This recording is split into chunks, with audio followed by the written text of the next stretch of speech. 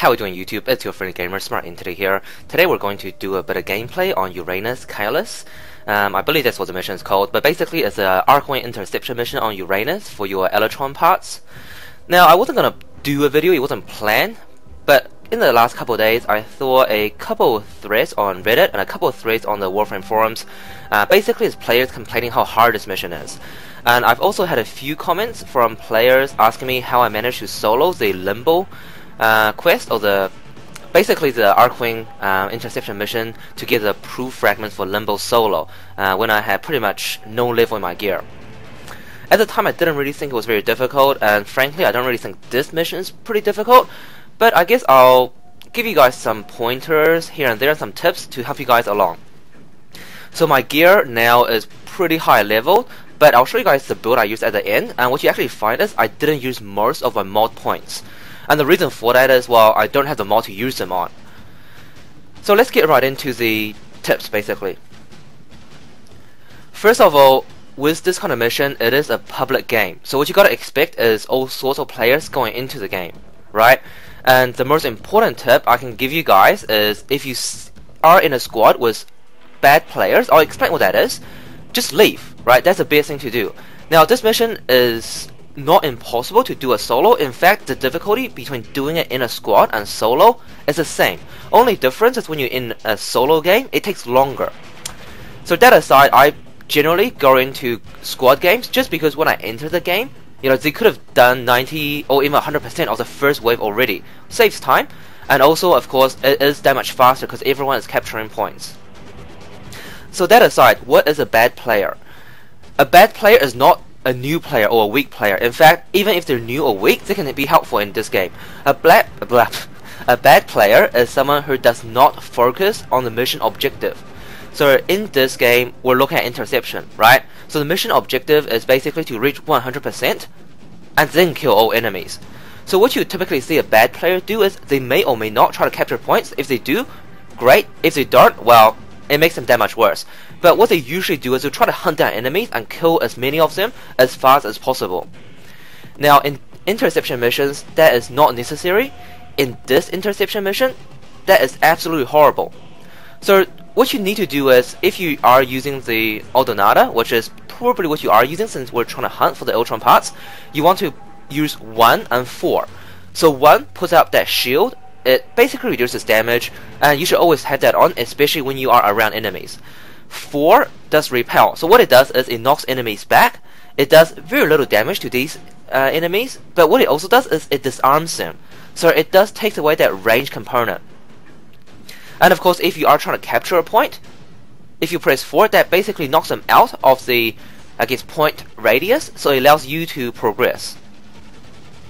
So why does a player that kills enemies as fast as possible is bad? Well, because when you do disarm, you permanently disarm them. Those enemies will not shoot ever for the duration of their life, or for the duration of this mission at least. And when a bad player comes along, they'll kill that enemy. And what that means is another enemy without disarm will spawn in its place. Now you see, during the gameplay, I'll kill enemies here and there, and that's perfectly fine. 1 or 2, not a big deal. But my main objective is to capture interception points, right? And when I kill an enemy, I'll disarm 2 more. But what a bad player does is, he or she does not press 1, he or she does not press 4. They'll just go into a cluster of enemies. They'll probably kill 1 or 2, and then they'll die. No biggie if they die and don't revive. No problem. They're just there. Doesn't affect your game. But they'll revive and they'll kill more enemies, and so on, so on, so on. And the thing with this game is, you can run away and let your shield recharge. So those players will basically don't worry about interception points. They'll kill a few enemies, and they'll run away, and they'll kill a few enemies, they'll die, they'll revive, they'll kill a few enemies, and that's all they do. And they'll basically destroy all the disarmed enemies, and then all the ranged enemies will come. They don't kill ranged enemies because they're too tough for them. Alright, so in summary, what does that mean? So if you are jumping into a public game, which was what you should, and you see a bad player, just leave, because they will make your job a lot harder. However, if you are in a squad that doesn't do that, you don't actually have to worry about strategy or what they do. What you need to worry about is pressing 1 and 4. 1 reduces damage, 4 repel and disarm. If you are in a tight spot, just fly away. more often than not, you can actually run away from enemies because your Archwing is just so much faster, and because of the scale of the map, bullets are pretty easy to dodge. Okay, so that aside, what else can we do? Now, the tips I've given you guys is basically just for solo gameplay. Obviously, if you have other players that are competent and whatnot, it's great. It's a bonus. But having said that, it is a public game. It's not like a tower key host or whatnot. So basically, you can't depend on having others doing what you want them to do. You can't depend on them, working out the strategy that you do. Sure, you can prepare a lobby beforehand, but what you actually find is most of the sort of more advanced or stronger players don't bother doing that, because why would you waste time forming a lobby when you can just get in, right? Most of the time, and I'm gonna get a few hates for this, but most of the time, people that try to form lobbies are quite weak players, possibly bad players, and they're trying to get carried. So I actually try to stay away from lobby forming, and that's from experience. I joined a couple lobbies, or not a lot. I joined a couple lobbies, and what I found is they don't know what they're doing. They're killing enemies left and right, and they're dying left and right. And then I joined, a couple Uranus missions. And what I actually realized is players here are actually more capable than those in the lobby. So that's my experience. You may find similar or different experiences. But that aside, as a final, I guess, note, if you are in a team, what I found quite useful, and this is from chatting with people in the squad, is that if you are running 2 energy siphon and 2 rejuvenation, that's actually better than any other possible aura combo you can have. And the reason for that is because, classically with high level Guardian, we want corrosive projection. But what I found is with these kind of enemies, their level are quite low, and the amount of armors they have is pretty minimal. I mean, it's definitely there, but it's pretty minimal. And what you find is if you increase your energy and your health, it actually scales better.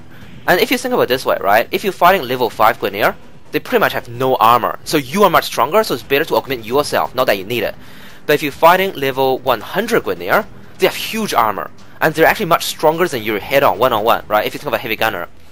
So that's why you should basically debuff them and not worry about yourself. So in this case, one-on-one, you should be stronger than any enemy here. So that's why you should buff yourself and not worry about debuffing these enemies. Now I will show you guys the build and the mods I used at the end. It's all pretty basic stuff. Like I said, I don't have a lot of mods. I pretty much just chucked on what I have. So it's definitely not optimal builds or anything like that, but it's definitely more than adequate to get through the mission. One modding that I, again, wouldn't say it's absolutely must, but it's definitely should, and it's very achievable, is your Warframe mods. Now, I've done a bit of testing. I've done a lot of gameplays on Earth, not so much on Uranus, just to test which Warframe mods work. I know it's pretty obvious. The devs pretty much mentioned in the forums. There are basically 7 mods that are very useful, or about only 7. There may be more, but for my testing there are 7 mods. I'll show you guys that shortly. And those are the mods that I definitely recommend using when doing any Archwing mission.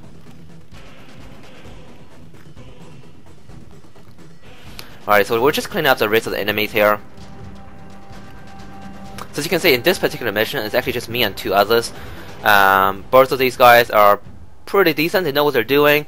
They're using 1 and 4. They're trying to capture points. They're not worried about killing people, or killing enemies at least, and that is really helpful.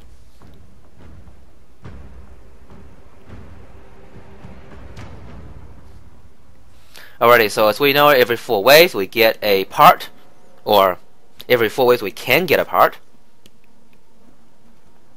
So there you go, your electron harness. And of course you need the system and the wings. Each one of these will take 6 hours. After you got all that, you need to craft the electron, which will take, I believe, another 36 hours. I may be wrong, but that's the gist of it.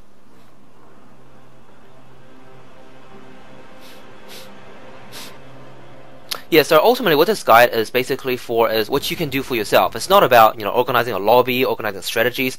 It's just what you can do yourself to get into a mission, to be successful. Because let's face it, it's a public game. It's on Uranus. Most of us would just be pretty much going in there and by ourselves and not worry about lobby, right? It's not like we're doing a 60-minute plus T4 survival. So just do a bit of crafting here and there, and then we'll jump into the build.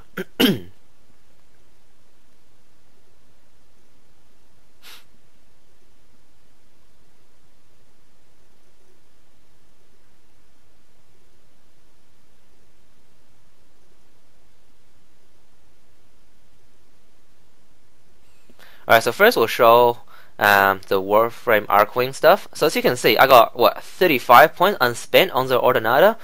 The Imperator, again, I got 5 points not spent, so, you know, I pretty much used most of it. But look at the mod, right? Parallax Scope, that's not going to do anything. Increased ammo capacity, that's not going to do anything.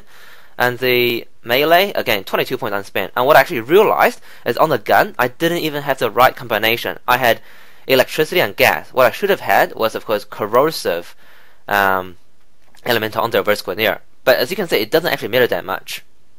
And finally, the Warframe mods you should have are pretty much these mods. Now, the aura, you can be whatever you like. Again, I recommend Energy Siphon and or Rejuvenation for your squad, if you can basically put that message forward beforehand. But otherwise, these are the 7 mods you pretty much should have. Again, from my experience, from doing a bit of testing here and there, these are the only 7 mods that actually work with Archwing or transfers over to Archwing. All other mods just doesn't do anything, or is just basically placeholders. Okay, so again, just to sum up, you know, we're going to Uranus, we're trying to get the Electron part. It's a public game, so most likely, more often than not, we'll just go into the solar map ourselves and try to join a public game. Right, so we can't really organize any strategies beforehand, but what can you do for yourself? So one, for your Warframe, use these kind of mods. Definitely use something like Frost or Rhino. Those Warframe that have high base armor, you know, shield, health. Don't use something like Excalibur or Necros or Limbo, which just have, you know, very minimal survivability to begin with. As far as your sort of Archwing and whatnot, you know, mod them with what you can, but I wouldn't worry too much about it because most of us don't have a lot of mods on there anyway, and damaging enemies is not your first priority. So that's a preparation you can do by yourself. Secondly, when you're in a game, you can actually determine, you know, whether if you're in a good squad or a bad squad in the first couple minutes, right? You just look at the blue dots and see if people are flying towards enemy clusters or if people are flying towards interception points. So if you're in a squad where people are trying to capture points, not worry about killing enemies, stay, you know, probably type something. I usually don't, but if you type something like, hey guys, you know, let's wait till wave 4, let's get a part, most of the time people say, oh yep, let's do it. But if you're in a squad where people are flying towards enemy clusters, not worry about capturing points, they're just killing enemies left and right, chances are you're better off just leaving, going to a new game. And once you are in the game, you know, again, don't worry about killing, just press 1 for damage reduction and press 4 for repel and disarm. And just capture those points one after another. Don't worry about killing enemies until the very end when Lotus tells you to kill enemies. Alright guys, that's pretty much it. I'm sure there are a few other points here and there which you will discover during gameplay, but these are the most important points that I've found. So please like, comment and subscribe, and I'll see you guys in the next video. Cheers! And just as a final note, you know, if you are a player who, you know, goes around and kills everything and whatnot and don't worry about interception points, well, I don't mean you're a bad person, it's just that for this particular mission type, it's not the right thing to do. And hopefully from this video you can see why that is. I mean, don't get me wrong, when I start a new game, I pretty much kill everything as well because, well, there's an enemy and that's what I assume you should do.